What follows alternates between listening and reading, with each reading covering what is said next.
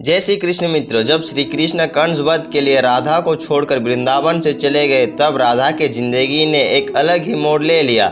राधा का विवाह हो गया, लेकिन वे श्री कृष्ण के विरह में जीती और मरती रही। लेकिन राधा ने अपना वैवाहिक जीवन भी ईमानदारी से निभाया। अपने सारे कर्तव्यों से मुक्त होने के बाद राधा अपने अंतिम समय में अपने प्रियतम कृष्ण से मिलने द्वारिका पहुंची। द्वारिका में उन्होंने कृष्ण के 16,108 पत्नियों को देखा और उन्हें खुश देखकर वे बहुत प्रसन्न हुई। जब कृष्ण ने राधा को द्वारिका में देखा तो उन्हें देखते ही रह गए। राधा और कृष्ण मन में एक दूसरे से प्रेम भरी बातें करने लगे। राधा के अनुरोध पर कृष्ण ने उन्हें एक देविका के पद पर नियुक्त किया।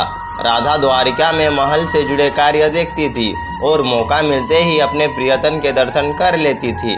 लेकिन राधा का मन अब द्वारिका में अशांत हो गया था। उन्होंने सोचा कि द्वारिका से दूर जाकर कृष्ण से आत्मिक संबंध स्थापित करेंगे, इसलिए वे द्वारिका छोड़ पास के जंगल में रहने लगे। धीरे धीरे समय बीता और राधा बहुत अकेली और कमज़ोर हो गई। राधा का अंत निकट आ चुका था। उन्होंने धरती पर अपने 100 वर्ष पूरे कर लिए थे। उन्हें अपने अंतिम क्षणों में कृष्ण की पद यात्रा सताने लगी। आखिरी समय में कृष्ण राधा के सामने ही आ गए और उन्हें अपने बाहों में थाम लिया और धरती पर बैठ गए। कृष्ण ने राधा की अंतिम इच्छा पूछी और उन्हें कुछ मांगने को कहा।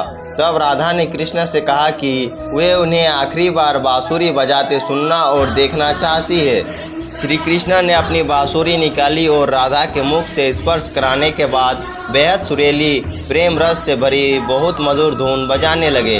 श्री कृष्ण ने दिन रात बांसुरी बजाई। बांसुरी की मधुर धुन सुनते सुनते एक दिन राधा ने श्री कृष्ण के गोद में अपना शरीर त्याग दिया और हमेशा हमेशा के लिए अपने कृष्ण में लीन हो गई और अपने प्रेमिका की मृत्यु श्री कृष्ण बर्दाश्त नहीं कर सके और उन्होंने अपनी बांसुरी तोड़कर वही झाड़ी में फेंक दिया और राधा की मृत्यु को लेकर फूट फूट कर रोने लगे।